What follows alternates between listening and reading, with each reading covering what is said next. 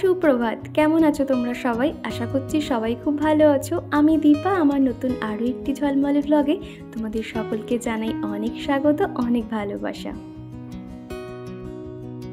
আর আজকের দিনটা হলো শনিবার, আর ঘড়িতে এখন বাজবে 6:45। আজকে কিন্তু অনেক তাড়াতাড়ি উঠেছি, তার কারণ কেন জানি না ঘুমটা যেন ভেঙে গেল। আর এই গরমের সময় তো শুয়ে থাকতে ইচ্ছে করে না, উঠে মনে হয় ঝটপট কাজকর্মগুলো সেরে নিই।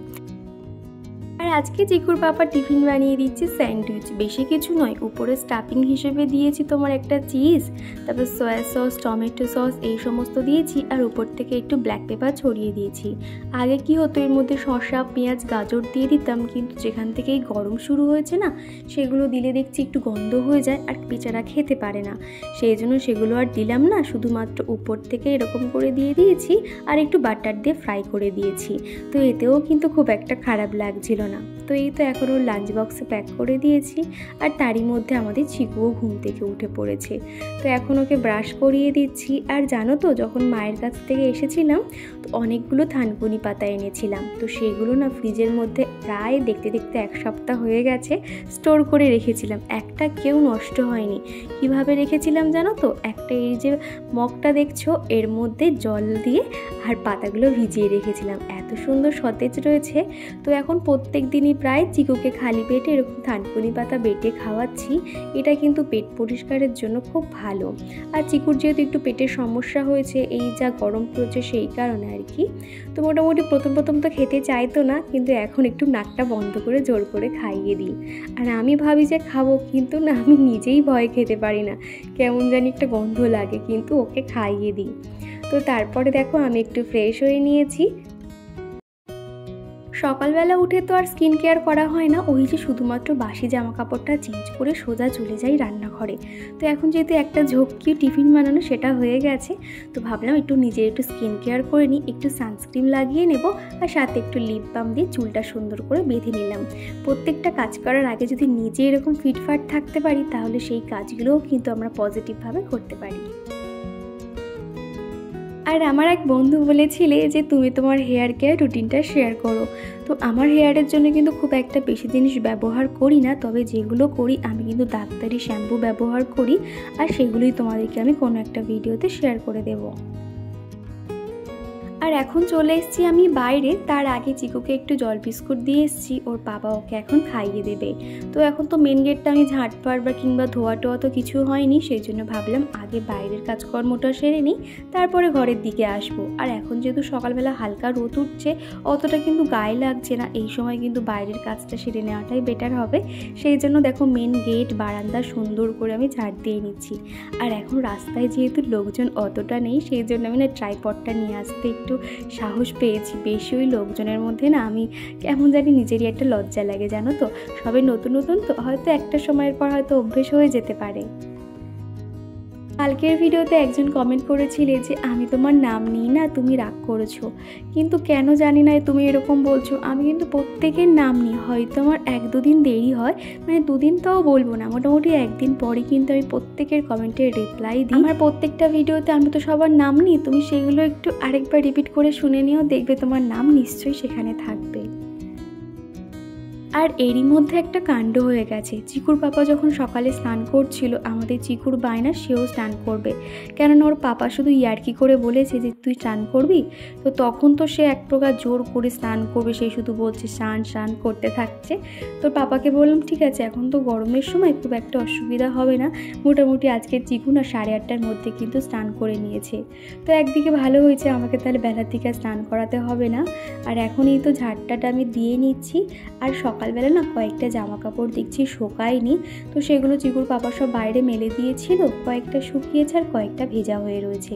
জামা কাপড় এরকম বারান্দার দিকে মেলা থাকলে না একদমই ভালো লাগে না, কেমন যেন একটা বাজে দেখতে লাগে। সেই জন্য ভাবলাম যেগুলো শুকিয়ে গেছে তুলে নিই, আর যেগুলো ভিজে রয়েছে সেগুলো এক ধারে মেলে। আর আগের দিন তো দেখেছো বৃহস্পতিবার ভালোই কিন্তু ঝড় বৃষ্টি হয়েছে, তো যার কারণে কয়েকটা মোটা যে প্যান্ট জামা সেগুলো তো শোকায়নি, এই ধারটাতে দিয়ে দিলাম। তো জামা কাপড়গুলো কিন্তু আমি এখনই ভাঁজ করে নিয়েছি। আমি না একদমই জামা কাপড় ফেলে রাখি না, তো কয়েকটা বেডশিট ছিল সেগুলোও কিন্তু সুন্দর করে গুছিয়েই শোকেসটাতে রেখে দিচ্ছি। এই শোকেসটাতে মূলত যেগুলো আমার খুব কম ব্যবহার হয়, যে বিছানার চাদর, বালিশের কভার, এই সমস্ত এখানটাতে রাখি, আর ব্যাগপত্রগুলোও কিন্তু রাখি, ওই যে সাইড ব্যাগ এইগুলো আর কি। আর এখন এই যে ঘরের কাজ তো মোটামুটি হয়ে গেছে, এখন এই পর্দাটা দিয়ে দিলাম। একদম যেহেতু রাস্তার পাশে বাড়ি, পর্দা না দিলে না পুরো ধুলোগুলো উড়ে উড়ে চলে আসে। আর এই গরমের সময় দরজাও তো বন্ধ রাখতে পারি না, দরজা জানালা, তাহলে ঘরটা যেন কেমন একটা গরম গরম হয়ে থাকে। আর এই তো চিকুকে এখন একটু সন্দেশ খাইয়ে দিচ্ছি, আর চিকুকে এখন একটু ফোন দিয়েছি। সকাল থেকে যেহেতু খেলনা নিয়ে খেলছিল, আর এখন দেখছি কি আমার সঙ্গে সঙ্গে ঘুরঘুর করছে।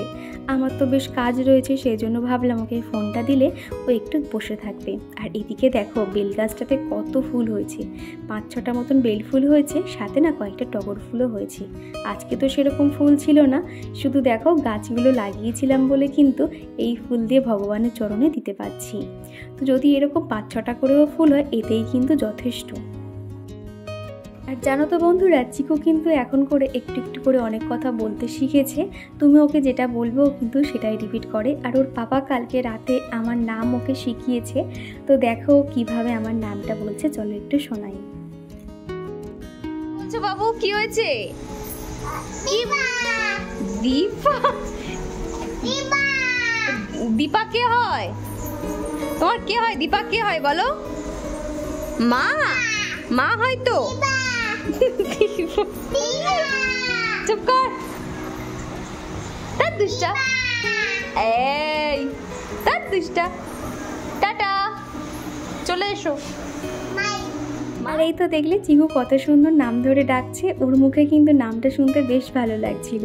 আর এখন চলে এসেছি বেডরুমে, এখন ঘর বারান্দা প্রত্যেকটা কিন্তু মুছে নেব।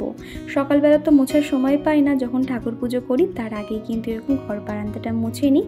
মাঝে মাঝে দেখা যায় শুধুমাত্র ঠাকুর ঘরটা মুছে ঠাকুর পুজোটা করে নিই, তারপর রান্নাবান্না শেষে আমি ঘরটা মুছে থাকি।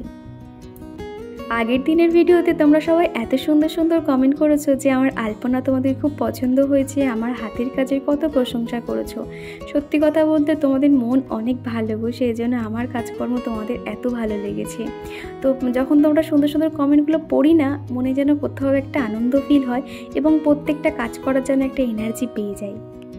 আমি অনলাইন থেকে যে নাইফের সেটগুলো নিয়েছি তোমরা অনেকেই বেশ পছন্দ করেছো এবং বলেছো ওই নাইফের লিঙ্কটা শেয়ার করতে।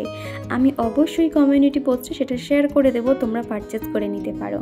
আর এদিকে দেখো ছোট ছোট ফুলগুলো দিয়ে ঠাকুরঘরটা কত সুন্দর সাজিয়ে নিয়েছি। আমার মনে হয় এরকম 2-4টে ফুলতে যদি ভগবানকে প্রতিদিন দিতে পারি, তাও যেন কোথাও একটা মনে শান্তি লাগে।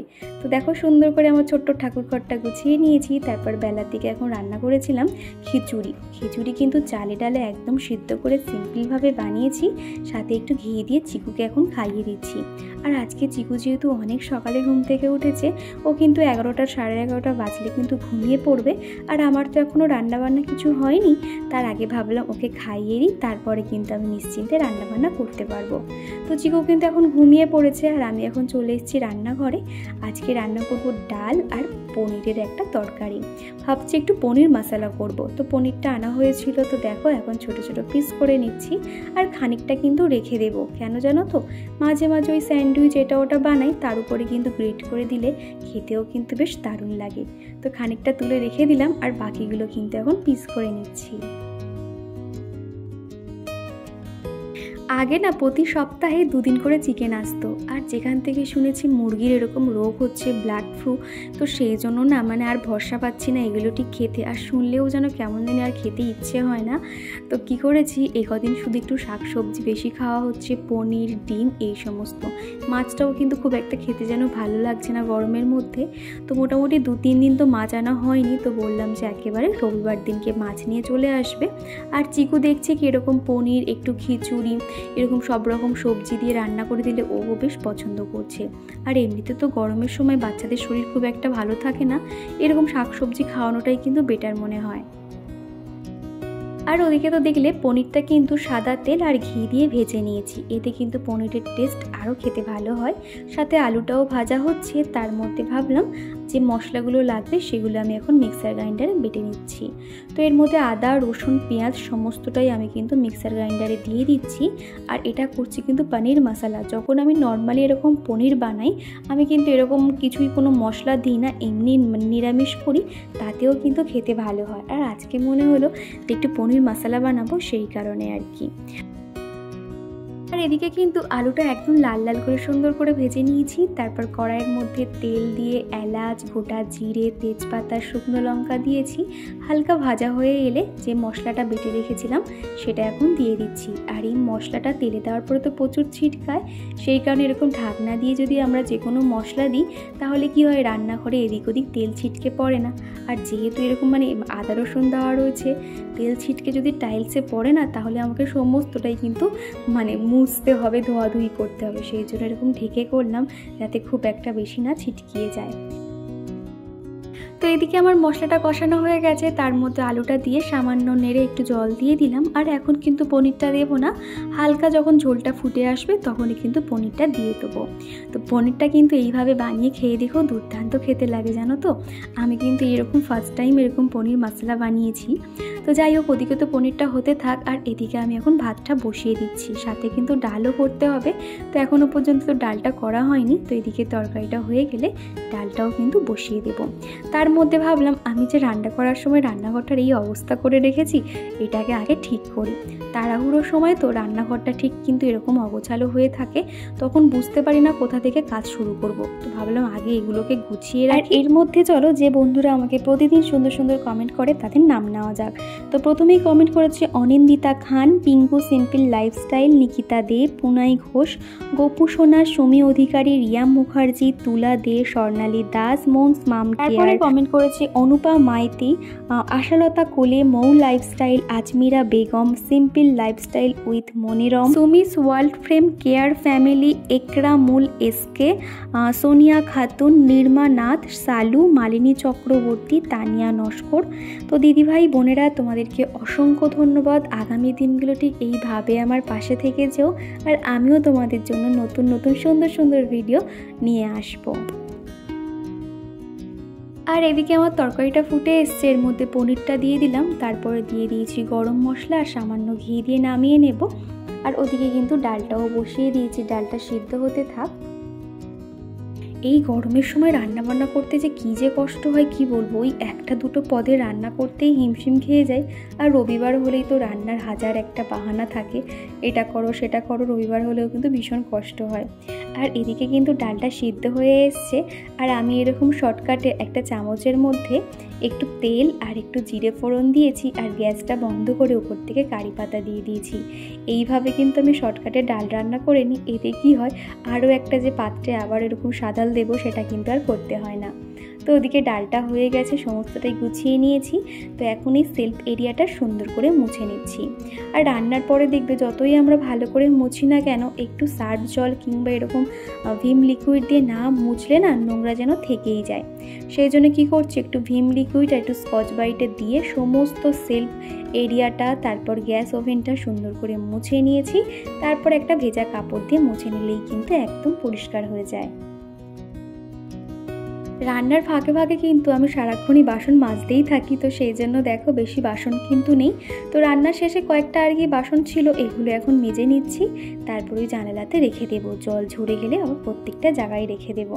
তো সিঙ্ক এরিয়াটাও সুন্দর করে ঘষে নিলাম, স্কচ ব্রাইটগুলো যেখানে রাখি উপরে রেখে দিলাম, ওদিকে তো জলটা ঝরে যাবে। আর রান্নার শেষে কিন্তু রান্নাঘরটা একটু এরকম ধুলো হয়ে থাকে, এখন ঝাড় দিয়ে নিচ্ছি। আর এরই মধ্যে ওই চিকু উঠে পড়েছে, প্রায় 1:30-2 মতন বাজে। তো এখন চিকু আর আমি ভাত খেতে বসেছি। তো দেখো আগে ওকে খাইয়ে নেব, তারপরে কিন্তু আমি খাবো। তো চিকু ঘুম থেকে উঠেই ভাবছে যে এটা চিকেন করছিল আর কি। তো বললাম এটা চিকেন নয়, পনির। তো যাই হোক, তো দুপুরে খাওয়া দাওয়া শেষ করে আর এখনই তো সন্ধেবেলা। বিকালের দিকটাতে চিকুকে নিয়ে একটু বেরিয়েছিলাম, বেশি দূর যাইনি, বাড়ির কাছেই ছিলাম। তারপরে একটু হাঁটাচলা করার পরে চলে এসেছি ঘরে। তো সন্ধে টন্ধে দেওয়া কমপ্লিট, এবার চলে এসেছি আমি মুড়ি মাখবো। তো গিয়ে দেখলাম চানাচুরটা অল্প হয়ে এসছে, তো 1 প্যাকেট চানাচুর এখন ঢেলে নিচ্ছি। এই চানাচুরটা এনেছিল চিকুর ঠাম্মি। চিকুর পাপা চানাচুর খেতে ভীষণ ভালোবাসে, সেই জন্য ঠাম্মি যখনই আসুক না কেন ছেলের জন্য এরকম 2-3 প্যাকেট করে চানাচুর আনে আর কি। মানে মা তো এরকমই হয় তাই না, বাড়ির সামনে যতই খাবার পাওয়া যাক না কেন নিজে হাতে এনে ওই যে ছেলেকে খাওয়াবে এটাই তার কাছে আনন্দ। তো যাই হোক বন্ধুরা, আজকের ভিডিওটা এখানেই শেষ করছি। তো চলো টাটা।